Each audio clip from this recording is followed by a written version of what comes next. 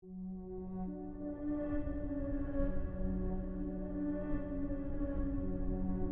should have burned that portrait the moment I found it, but by then, she was already pulling me in. The smell hit me first when I opened the attic door, that musty, forgotten scent of decades-old dust and memories left to rot. My grandmother's house had been empty for 3 months since her funeral, and I'd finally worked up the nerve to sort through her belongings. The realtor was breathing down my neck, and frankly, I needed the money from the sale.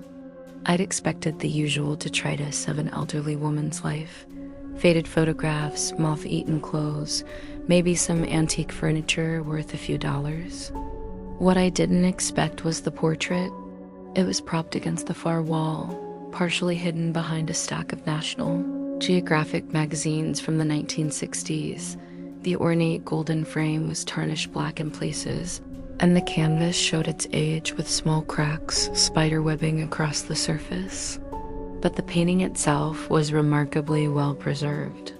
It was my grandmother, but not as I remembered her. This version was young, maybe in her 20s, with dark hair pinned back in victory rolls, and wearing a deep blue dress I'd never seen before. The artist had captured something in her expression that made me pause. There was a severity to her face, an intensity in her dark eyes that seemed almost hungry. I lifted the portrait, surprised by its weight, and carried it downstairs to the living room. The afternoon light streaming through the windows illuminated the painting better, and I found myself studying it more closely. The brushwork was exceptional, almost photographic in its detail. But those eyes, they seemed to follow me as I moved around the room. That's just a trick of perspective, I told myself. All portraits do that. But as I stood there, I could swear her gaze had shifted slightly. For the next hour, I tried to focus on packing, but I kept getting drawn back to the painting. Each time I looked, those dark eyes seemed to be watching me with growing interest. And something else was happening. I was starting to feel cold. Despite the warm afternoon, my breath began to mist slightly in the air. By evening, I'd barely filled 2 boxes. I couldn't concentrate on anything except my grandmother's painted face. In the fading light, the shadows across the canvas seemed to move, and her slight smile appeared more pronounced. I decided to take the portrait home with me. Back at my apartment, I hung it on the living room wall and found myself staring at it for hours. I'd taken a photo earlier to document it for the estate, but when I compared it to what I was seeing now, something was definitely different. Her head was tilted at a different angle, and her eyes seemed brighter, more alive. I zoomed in on the digital photo, my hands trembling slightly. In the image, there was empty space beside my grandmother in the portrait, but looking at the actual painting now, I could swear there was a faint outline of another figure beginning to form in that space, ghostly and translucent, like a double exposure. The next morning, I woke up on my couch, still wearing yesterday's clothes. I had no memory of falling asleep there. The portrait hung directly across from me, and my grandmother's painted eyes were staring straight into mine. But that wasn't what made my blood run cold. The second figure in the painting was clearer now. It was definitely a woman, standing slightly behind my grandmother, her features still indistinct but unmistakably feminine. And she was wearing clothes I recognized, a blue cardigan I'd worn just yesterday. I called my sister Rachel, my voice shaking. "Do you remember Grandma having any portraits done when she was young?" "I think so." "Why? Are you okay? You sound terrible." "I found a painting of her." "Rachel, do you know anything about what happened to our great-grandmother?" There was a long pause. That's a strange question. "Why? Please, just tell me what you know." "Well, from what Mom told me, great-grandma just disappeared one day. Left behind a husband and 3 children, including Grandma." No explanation. "They found her close by the river, but never found a body. It destroyed the family." My eyes were fixed on the portrait. The second figure was becoming more solid with each passing minute. Rachel, do you think she's still alive? Who? Great-grandma? She'd be over 100 years old.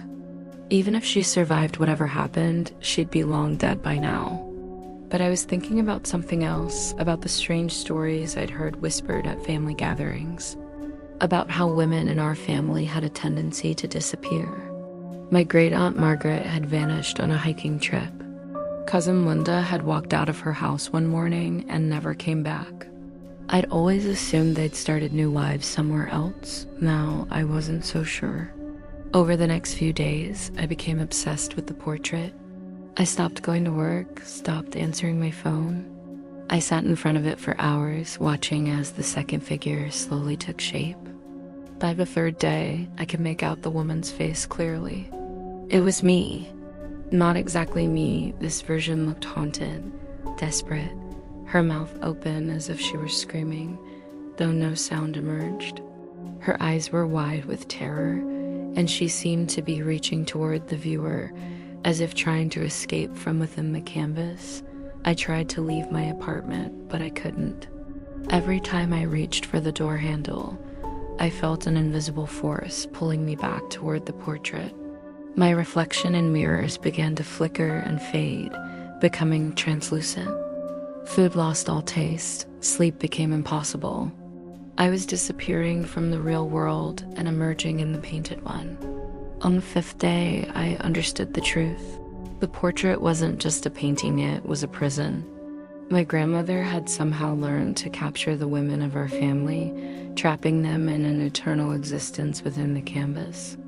Each generation, another woman would find the portrait, and slowly, inevitably, they would be pulled inside to join the others.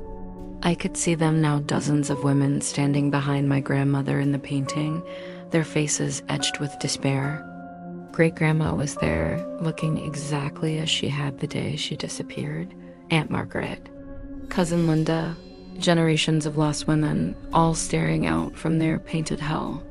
And my grandmother smiled at the center of it all, no longer the sweet old woman who'd made me cookies. She was something else entirely, something that fed on family, on blood, on the essence of the women who shared her name. I'm writing this on my phone as I feel the last of my physical form slipping away. My reflection is almost gone now. I can barely feel my heartbeat. The portrait calls to me constantly, and I know I don't have much time before I'm pulled completely inside. If you find this message, if you find the portrait, don't look at it. Don't try to understand it. Burn it. Destroy it before it can claim another victim. I can see my place in the painting now, right beside my grandmother. She's reaching for me, her painted hand extending beyond the frame, becoming real. I can feel her cold fingers on my wrist. The last thing I want you to know is that we're still conscious in here. We can see out. We can watch. And we're so very, very hungry for company. The portrait is beautiful, isn't it? Look closer. Look into our eyes. We've been waiting for you.